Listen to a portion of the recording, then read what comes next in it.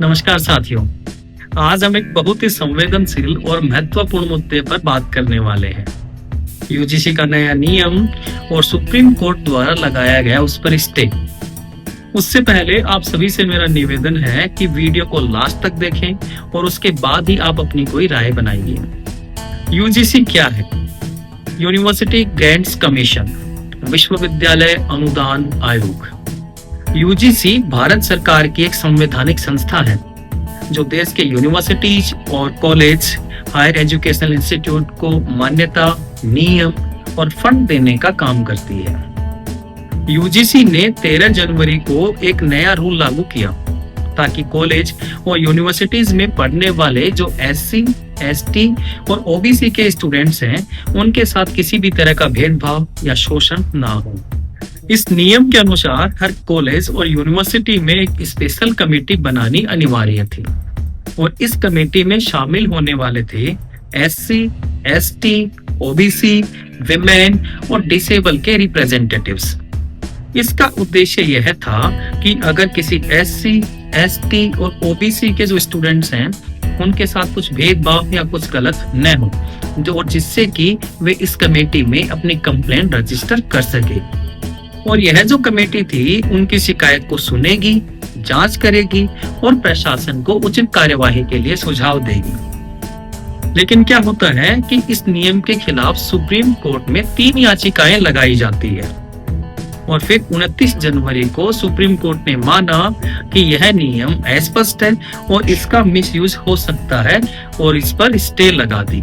Stay का मतलब यह होता है कि जब तक अदालत इस पूरे मामले की सुनवाई करके अंतिम फैसला नहीं दे देती, तब तक यह नियम लागू नहीं माना जाएगा।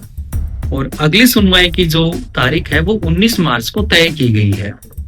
इस नियम के अनुसार भेदभाव को सिर्फ एससी, एसटी, ओबीसी के खिलाफ भेदभाव के रूप में परिभाषित किया गया है और जनरल कैटेगरी को इससे बाहर रखा गया है। यह मानना गलत है कि भेदभाव सिर्फ एक वर्ग के खिलाफ होता है।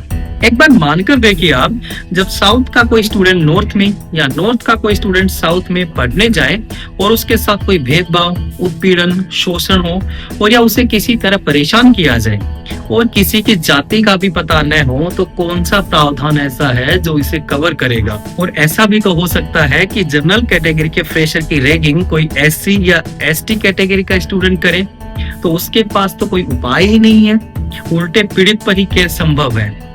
एजुकेशनल इंस्टीट्यूट्स में देश की एकता देखनी चाहिए, लेकिन इसकी जगह पर हम कर क्या रहे हैं? उल्टे हम जातिवाद को बढ़ावा दे रहे हैं। सत्ता में शासित सरकार से मेरा निवेदन है कि इन पढ़ने वाले बच्चों के दिमाग में जातिवाद का जहर मत घोलिए। प्रजा सेवक जी, आप अभी तक यह सोच रहे थे कि आपके जो वोटर्स हैं, जो आपका झंडा लेकर घूमते हैं, वो आपके हर नियम को चुपचाप स्वीकार कर लेंगे, तो महोदय ऐसा बिल्कुल भी नहीं है। वो नियमों को ठुकराना भी जानते हैं, तो आपकी सरकार के घुटने टिकवाना भी जानते हैं।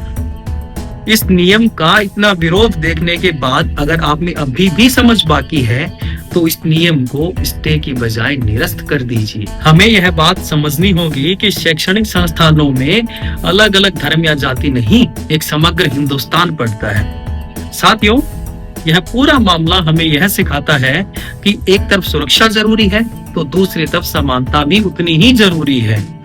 अगर बात करते हैं हम सुरक्षा की, तो हमारे पास पहले से एससी और एसटी एक्ट है और असली समाधान तभी निकलेगा जब हर एक छात्र को बिना किसी डर, भेदभाव और दबाव के शिक्षा पाने का पूरा अधिकार मिले, फिर चाहे वह स्टूडेंट किसी भी कैटेगरी से ही क्यों ना हो।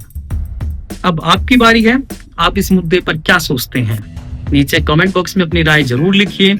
अगर आपको यह वीडियो जानकारीपूर्ण लगा हो तो लाइक कीजिए, शेयर कीजिए और चैनल को सब्सक्राइब करना मत भूलिए।